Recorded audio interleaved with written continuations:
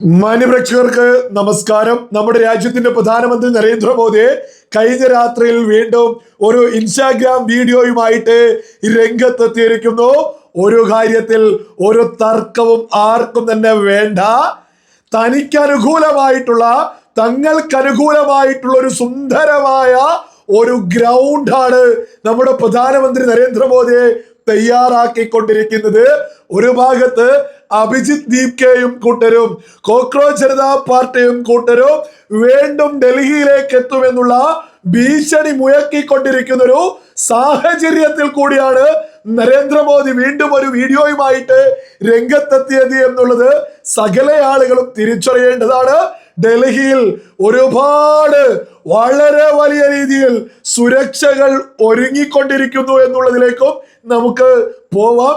അതിനു മുമ്പേ നമ്മുടെ രാജ്യത്തിന്റെ പ്രധാനമന്ത്രി നരേന്ദ്രമോദിയെ ലേറ്റസ്റ്റ് ആയിട്ട് ഇൻസ്റ്റാഗ്രാമിൽ പോസ്റ്റ് ചെയ്തിട്ടുള്ള വീഡിയോയുടെ പരിഭാഷ പൂർണ്ണമായിട്ടും ഞാനൊന്ന് വായിച്ചു കേൾപ്പിക്കാം.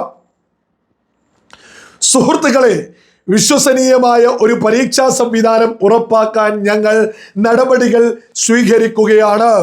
ഒരു ടാസ്ക് ഫോഴ്സ് രൂപീകരിക്കുക, കൂടുതൽ വേഗത്തിലുള്ള പ്രോഗ്രാമുകൾ രൂപീകരിക്കുക, സംസ്ഥാനങ്ങളിൽ നിന്നുള്ള നിർദ്ദേശങ്ങൾ പരിഗണിക്കുക എന്നിവയാകട്ടെ.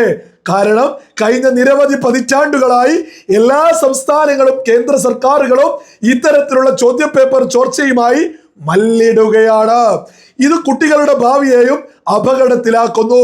ഇതെല്ലാം മനസ്സിൽ വെച്ചുകൊണ്ട് എല്ലാ സംസ്ഥാനങ്ങളിലും കേന്ദ്ര സർക്കാരിലും രാജ്യവ്യാപകമായി വിദ്യാഭ്യാസ സമ്പ്രദായം പരിഷ്കരിക്കേണ്ടത് അനിവാര്യമായിരിക്കുന്നു. സാങ്കേതിക വിദ്യ വളരെ ഉപയോഗപ്രദമായി മാറിയിരിക്കുന്നു. അതേസമയം ഒരു പേപ്പർ മാഫിയയെയും ഒരു പേപ്പർ ചോർത്തൽ സംഘത്തെയും രാജ്യത്തിന്റെ കുട്ടികളുടെ ഭാവി കൊണ്ട് കളിക്കുന്ന ഒരു സംഘത്തെയും വെറുതെ വിടില്ല. അതിനാൽ കർശനമായ നിയമങ്ങളും ആവശ്യമാണ്. ഞങ്ങൾ ബില്ല് പാർലമെന്റിൽ കൊണ്ടുവന്നു. ഞാൻ നിങ്ങൾക്ക് വാഗ്ദാനം ചെയ്തതുപോലെ കഴിഞ്ഞ 2 ദിവസത്തിനുള്ളിൽ പാർലമെന്റിന്റെ ഇരുസഭകളും അത് പാസാക്കി. ബഹുമാനപ്പെട്ട പാർലമെന്റ് അംഗങ്ങളിൽ ഭൂരിഭാഗവും ഇതിനെക്കുറിച്ച് വിശദമായി ചർച്ച ചെയ്തു. ഇന്ന് ഇരുസഭകളും കർശനമായ നിയമവ്യവസ്ഥകൾ ഉൾക്കൊള്ളുന്ന ഒരു ബില്ല് പാസാക്കി വിശ്വസനീയമായ ഒരു പരീക്ഷാ സംവിധാനത്തിലേക്ക് നീങ്ങുന്നതിൽ ഇപ്പോൾ ഒരു പ്രധാന ചുവടുവെപ്പ് പൂർത്തിയായി. ഇത്തരം സാഹചര്യങ്ങൾ അധികകാലം നിലനിൽക്കാൻ ഞങ്ങൾ അനുവദിക്കില്ല. ഈ ആത്മവിശ്വാസത്തോടെ സുഹൃത്തുക്കളെ, വികസിത ഇന്ത്യ എന്ന സ്വപ്നം സാക്ഷാത്കരിക്കുന്നതിന് നമുക്കെല്ലാവർക്കും ഒരുമിച്ച് തോളോട് തോള് ചേർന്ന് പ്രവർത്തിക്കാം. വളരെ അധികം നന്ദി. നമ്മുടെ പ്രധാനമന്ത്രി കഴിഞ്ഞ രാത്രിയിൽ വീണ്ടും വീഡിയോയിലൂടെ പറഞ്ഞിട്ടുള്ളതാണ് ഞാൻ പൂർണ്ണമായിട്ടും പരിഭാഷപ്പെടുത്തി നിങ്ങൾക്ക് മുന്നിലേക്ക് എത്തിച്ചിട്ടുള്ളത്. ഇതൊന്നും നമ്മുടെ കേരളത്തിലെ ഓരോ പ്രമുഖ മാധ്യമവും ഇതുപോലെ പരിഭാഷപ്പെടുത്തി എത്തിക്കില്ലാത്തത് കൊണ്ട് തന്നെയാണ് ഞാൻ ഇതിന്റെ പൂർണ്ണമായിട്ട് ഉള്ള പരിഭാഷ നിങ്ങൾക്ക് മുന്നിലേക്ക് എത്തിച്ചിട്ടുള്ളത്. ഇത് കേൾക്കുമ്പോൾ വിവേകമുള്ള സകല മലയാളികളും കൃത്യമായിട്ട് മനസ്സിലാക്കിക്കോളൂ. തങ്ങൾക്കനുകൂലമായിട്ടുള്ള ഒരു സുന്ദരമായ ഗ്രൗണ്ടാണ് നരേന്ദ്രമോദിയെ ഉണ്ടാക്കിക്കൊണ്ടിരിക്കുന്നത്. അതായത് അഭിജിത് ദീപ്കയെയും കൂട്ടരെയും കോക്രോച്ച് ജനതാ പാർട്ടിയുടെ അടിവേര് മാന്തുന്ന തരത്തിലേക്കാണ് നരേന്ദ്രമോദി കാര്യങ്ങൾ മുന്നോട്ട് കൊണ്ടുപോയിട്ടുള്ളത്. അതായത് ഓരോ ആളുകളും ഒന്ന് ചിന്തിച്ചു നോക്കൂ. കൃത്യമായിട്ട് ഇൻസ്റ്റഗ്രാമിൽ തുടരെ അദ്ദേഹം വന്നുകൊണ്ടേയിരിക്കുന്നു. ആദ്യം കൃത്യമായിട്ട് കാര്യങ്ങൾ പറയുന്നു, തൊട്ടു പിന്നാലെ മന്ത്രി രാജിവെക്കുന്നു, അതിന്റെ തൊട്ടു പിന്നാലെ വീഡിയോയുമായി ബന്ധപ്പെട്ട് നന്ദി പറഞ്ഞുകൊണ്ടുവരുന്നു. വീണ്ടും സഭയിൽ ഞങ്ങൾ പുതിയൊരു ബില്ല് കൊണ്ടുവരും, വീണ്ടും വരുന്നു, ബില്ല് പാസ്സായിരിക്കുന്നു, നിയമം ഉണ്ടായി കഴിഞ്ഞിരിക്കുന്നു. ഞാൻ നിങ്ങളോട് പറഞ്ഞ വാഗ്ദാനം നിറവേറ്റിയിരിക്കുന്നു. ഒരു പക്ഷേ ഈ രാജ്യ ചരിത്രത്തിൽ ആദ്യമായിരിക്കും രാജ്യത്തെ ബഹുഭൂരിപക്ഷം ആളുകളും, അതായത് പുതുതലമുറയിൽപ്പെട്ട ആളുകൾ ബഹുഭൂരിപക്ഷവും ശ്രദ്ധിക്കുന്ന ഒരു ബില്ല്, ഒരു നിയമം എന്നൊക്കെ പറയുന്നത് ഈ ഒരു ബില്ലയക്കുക. അതായത് നരേന്ദ്രമോദി സർക്കാർ ചോദ്യപേപ്പറുമായി ബന്ധപ്പെട്ട്, ഈ എക്സാമുമായി ബന്ധപ്പെട്ട്, അതിന്റെ ചോർച്ച തടയുന്നതുമായി ബന്ധപ്പെട്ട് ഉണ്ടാക്കിയിട്ടുള്ള ഈ ബില്ലായിരിക്കും രാജ്യ ചരിത്രത്തിൽ തന്നെ ഏറ്റവും കൂടുതൽ പുതുതലമുറയിലുള്ള ആളുകൾ ശ്രദ്ധിച്ചിട്ടുള്ള ഒരു ബില്ല് എന്ന് പറയുന്നത്. അതായത് നരേന്ദ്രമോദി സർക്കാർ രാജ്യത്തെ പുതുതലമുറക്കൊപ്പമാണ് എന്ന് ഓരോ പ്രമുഖ മാധ്യമങ്ങളെയും കൂട്ടുപിടിക്കാതെ പുതുതലമുറയിലേക്ക് നേരിട്ട് നരേന്ദ്രമോദി പറഞ്ഞു കൊടുക്കുക. ഞാൻ നിങ്ങൾക്ക് വേണ്ടി കാര്യങ്ങൾ ചെയ്തുകൊണ്ടിരിക്കുന്നു, നിങ്ങൾക്ക് വേണ്ടി ഞാൻ നിയമം ഉണ്ടാക്കിയിരിക്കുന്നു, ഇനി സുഖകരമായിട്ട് അതായത് വലിയ രീതിയിൽ വിശ്വാസ്യതയോടെ എക്സാമുകൾ നടത്തും. എങ്ങനെ? ഞാൻ ഉണ്ടാക്കിയ, നരേന്ദ്രമോദി സർക്കാർ ഉണ്ടാക്കിയ പുതിയ നിയമത്തിലൂടെ വിശ്വാസ്യതയിൽ മുന്നോട്ട് പോവാൻ എല്ലാ എക്സാമുകൾക്കും സാധിക്കുമെന്നുള്ള ഒരു ഉറപ്പ് നേരിട്ട് നരേന്ദ്രമോദി കൊടുക്കുക.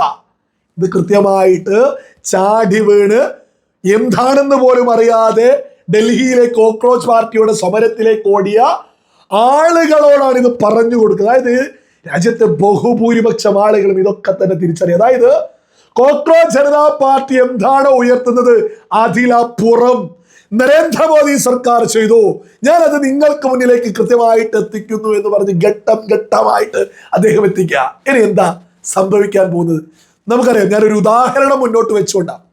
ഈ അരവിന്ദ് കെജ്രിവാളും കൂട്ടരും പല രീതിയിൽ നരേന്ദ്രമോദിക്കെതിരെ പല രീതിയിൽ പലതുമായിട്ട് രംഗത്തെത്തി. എന്നാൽ നരേന്ദ്രമോദി സർക്കാർ ചെയ്തിട്ടുള്ളത് ഡൽഹി ജനതയെ കൃത്യമായിട്ട് കാര്യങ്ങൾ പറഞ്ഞു ബോധിപ്പിച്ച് അവസാന ഘട്ടത്തിലേക്ക് കൃത്യമായിട്ട് നിയമ നടപടികൾ നീക്കം തുടങ്ങി. ഒടുവിൽ അരവിന്ദ് കെജ്രിവാൾ ജയിലിലേക്ക് എത്തി. ഈ സമയത്ത് സകല പ്രമുഖ മാധ്യമങ്ങളും അദ്ദേഹം, നമ്മുടെ കേരളത്തിലൊന്നും പറയുന്നുണ്ട്, സകലരും മോദി സർക്കാരിനെതിരെ ഒരു മുഖ്യമന്ത്രി ജയിലിലോ എന്നൊക്കെ ചോദിച്ചു. ഒടുവിൽ മുഖ്യമന്ത്രി ജയിലിലാവുക എന്നുള്ളത് മാത്രമല്ല സംഭവിച്ചത്, ഡൽഹി പോലും അരവിന്ദ് കെജ്രിവാളിന് നഷ്ടപ്പെട്ടിട്ടുണ്ട്. നിരവധി തവണ രാജ്യ തലസ്ഥാനത്ത് മുഖ്യമന്ത്രിയായിട്ടുള്ള ഒരു വ്യക്തി ജയിലിൽ പോയി പിന്നീട് പഞ്ചാബിലേക്ക് ഓടിപ്പോവേണ്ടി വന്നിട്ടുണ്ട്. അതായത് ഇത് ഓർക്കേണ്ടത് ഇവിടെയുള്ള കോക്രോച്ച് ജനതാ പാർട്ടിയുടെ നേതാക്കന്മാരാണ്. നിങ്ങളിപ്പോ ഭീഷണിയുമായിട്ടൊക്കെയാണ് കോക്രോച്ച് ജനതാ പാർട്ടിയുടെ ആള് രംഗത്തെത്തിയത്. എല്ലാ കേസുകളും പിൻവലിച്ചിട്ടില്ലെങ്കിൽ ഞങ്ങൾ ഡൽഹിക്ക് വരുമെന്നൊക്കെ പറയുന്നത്. ഡൽഹി ഒരുങ്ങിക്കൊണ്ടിരിക്കുക ഇവരെ സ്വീകരിക്കാൻ. ഡൽഹി ഒരുങ്ങി കൃത്യമായിട്ട് ബാരിക്കേഡുകളൊക്കെ വെൽഡ് ചെയ്ത് വലിയ രീതിയിൽ പോലീസ് സംവിധാനങ്ങൾ ഒരുങ്ങിക്കഴിഞ്ഞു. ഡൽഹിയുടെ നാനാഭാഗങ്ങളും സുരക്ഷയിലേക്ക് എത്തിക്കൊണ്ടിരിക്കുന്നു. സ്വാതന്ത്ര്യ ദിനത്തിലേക്കാ, നമ്മുടെ സ്വാതന്ത്ര്യദിന ആഘോഷവുമായി ബന്ധപ്പെട്ട് അടുത്തോണ്ടിരിക്കുക രാജ്യേ. ഈ സമയത്ത് അവർ ഡൽഹിയെ ലക്ഷ്യം വെച്ചാൽ സകലതും തടയാനുള്ള സകല സംവിധാനങ്ങളും ഒരുങ്ങിക്കൊണ്ടിരിക്കുന്നു. കൃത്യമായിട്ട് രാജ്യത്തെ പുതുതലമുറയോട് പറയുന്നു, ഇതുമായി ബന്ധപ്പെട്ട് സകലതും ഞങ്ങൾ ചെയ്തു. ഈ പറയുന്നത് അഭിജിത്ത് ദീപ്കെ മുതൽ സൗരവ് ദാസ് ഉണ്ടല്ലോ, ഉമർ ഖാലിദിനെയും കൂട്ടിപ്പിടിച്ച് മുന്നോട്ട് പോകുന്ന ഇത്തരം ലീഡേഴ്സിനൊക്കെ മിക്കവാറും തീഹാർ ഒരുങ്ങുന്നൊരു സാഹചര്യമാണിപ്പോ രാജ്യത്ത് കൃത്യമായിട്ട് രാജ്യത്തെ ജനങ്ങൾക്ക് പുതുതലമുറയിലെ ആളുകൾക്ക് കാര്യങ്ങളൊക്കെ തന്നെ മനസ്സിലാക്കി കൊടുക്കുന്നു. എക്സാം ചോർന്നതുമായി ബന്ധപ്പെട്ട് പുതിയ നിയമങ്ങള്, പുതിയ കാര്യങ്ങള്, പുതിയ സമിതികള് സകലതും രൂപീകരിച്ചതിനെ കുറിച്ചൊക്കെ കൃത്യമായിട്ടൊരു സംവിധാനം ഉണ്ടാക്കി കഴിഞ്ഞു എന്ന് ബോധ്യപ്പെടുത്തി ഇനിയും ഭീഷണിപ്പെടുത്തലൊക്കെ ആയിട്ട് അഭിജിത്ത് ദീപ്കെയൊക്കെ ഡൽഹിയിലേക്ക് പോവുകയാണെങ്കിൽ എൻ്റെ ഒരു സാധാരണക്കാരൻ്റെ ഒരു ഉപദേശമാണ്, വെറുതെ പോയിട്ട് ആ കെണിയിലേക്ക് ചാടി വീയണ്ട എന്ന് പറയാനുള്ളൂ. ഈ കൃത്യമായിട്ടൊരു കാത്തിരിപ്പാണ് ഇപ്പോ രാജ്യത്ത് നടക്കുന്നത്. ഈ അഭിജിത്ത് ദീപ്കെ അതേപോലെ തന്നെ ഈ കോക്രോച്ച് ജനതാ പാർട്ടിക്കാരനെ അങ്ങോട്ടേക്ക് അങ്ങ് ചെന്നു കൊടുത്താൽ മതി, സകലതും ക്ലിയർ ആണ്. അതായത് രാജ്യത്തെ ജനങ്ങള്, പുതുതലമുറ സകലതും നരേന്ദ്രമോദിക്കൊപ്പം അണിനിരന്നു കഴിഞ്ഞു. ഇനി കോക്രോച്ച് ജനതാ പാർട്ടി എന്ന് പറഞ്ഞ് കുറച്ച് ആളുകൾ അങ്ങോട്ടേക്ക് ചെന്നാൽ പിന്നെ എന്താണ് സംഭവിക്കുക എന്നുള്ളതൊക്കെ നമുക്ക് ഏതായാലും കാത്തിരുന്ന് കാണാം.